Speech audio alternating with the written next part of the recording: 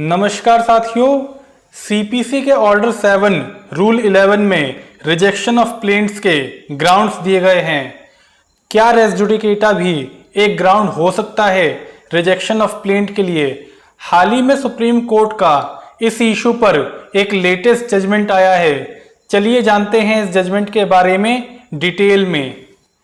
इस केस का नाम श्री हरि हनुमान दास टोटला वर्सेस हेमंत विट्ठल कामंत है, जिसको सुप्रीम कोर्ट की जस्टिस टी.वाई. चंद्रचूड़ और जस्टिस एम.आर. शाह की डिवीजन बेंच ने डिसाइड किया है।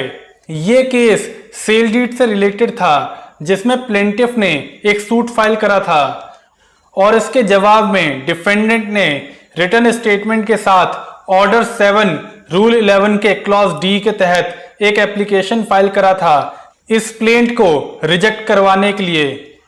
और अपने एप्लीकेशन में उसने ये कहा था कि ये सूट पहले भी डिसाइड हो चुका है, इसलिए ये रेस जुडिकेटा के तहत बार्ड है। डिफेंडेंट की इस एप्लीकेशन को ट्रायल कोर्ट ने रिजेक्ट करते हुए ये हेल्ड करा कि ऑर्डर 7 रूल 11 के तहत रेस जुडिकेटा एक ग्राउंड नहीं हो सकता किसी भी प्लेंट को रिजेक्ट करने के लिए। ट्रायल कोर्ट के द्वारा एप्लीकेशन रिजेक्ट किए जाने पर डिफेंडेंट चला गया हाई कोर्ट में। हालांकि हाई कोर्ट ने भी सेक्शन 115 के तहत इस रिवीजन पिटीशन को डिसमिस कर दिया, जिसके बाद अल्टीमेटली डिफेंडेंट चला गया सुप्रीम कोर्ट में। ऑर्डर 7 रूल 11 में लगभग 5-6 ग्राउंड्स हैं जिसके बेसिस पे कोर्ट किसी प्लेंट को रिजेक्ट कर सकती है। इसी के क्लॉज डी में ये प्रावधान है कि अगर प्लेंट के स्टेटमेंट से कोर्ट को यह लगता है कि यह लॉ के द्वारा बार्ड है, तो इस ग्राउंड पर कोर्ट उस प्लेंट को रिजेक्ट कर सकती है।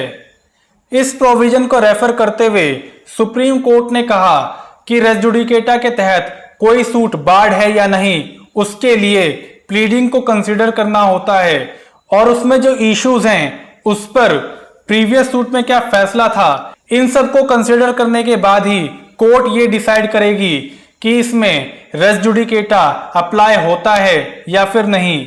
और ये सारा प्रोसेस रूल 11 के क्लॉज डी के स्कोप के बियॉन्ड है, यानी कि रेस जुडिकेटा का इशू यहां पर कंसीडर नहीं किया जा सकता। क्लॉज डी के तहत कोई सूट लॉ के द्वारा बार्ड है या नहीं, उसमें केवल बस स्टेटमेंट को ही कंसीडर किया जाएगा। यहां तक कि डिफेंडेंट के द्वारा फाइल किया गया रिटन स्टेटमेंट उसको भी कंसीडर नहीं किया जा सकता। इन ऑब्जर्वेशंस के बाद सुप्रीम कोर्ट ने अपने 3 केसेस को रेफर करते हुए कुछ गाइडिंग प्रिंसिपल्स को फॉर्मुलेट करा। सबसे पहला, क्लॉज डी के तहत किसी प्लेंट को रिजेक्ट करते वक्त केवल प्लेंट की स्टेटमेंट को ही रेफर किया जाएगा। सेकंड, डिफेंडेंट के द्वारा फाइल किए गए एप्लीकेशन में जितने भी डिफेंसेस हैं उसको भी कोर्ट कंसीडर नहीं करेगी। पॉइंट नंबर 3 में सुप्रीम कोर्ट ने कहा कि कोई सूट रेस जुडिकेटा के तहत बार्ड है या नहीं, उसके लिए 4 चीजों को देखा जाएगा। सबसे पहला, कोई प्रीवियस सूट डिसाइड होना चाहिए। सेकंड, जो सब्सिक्वेंट सूट है यानी कि जो प्रेजेंट सूट है उसमें जो भी इश्यूज हैं वो डायरेक्टली और सब्सटेंशियली इन इशू यानी कि जो मेन इश्यूज हैं प्रेजेंट सूट में वही सेम फॉर्मर सूट में होने चाहिए। पॉइंट नंबर 3 में जो फॉर्मर सूट था, जो कि पहले वाला सूट था, उसमें जो भी पार्टीज थी वही सेम पार्टी प्रेजेंट सूट में होनी चाहिए।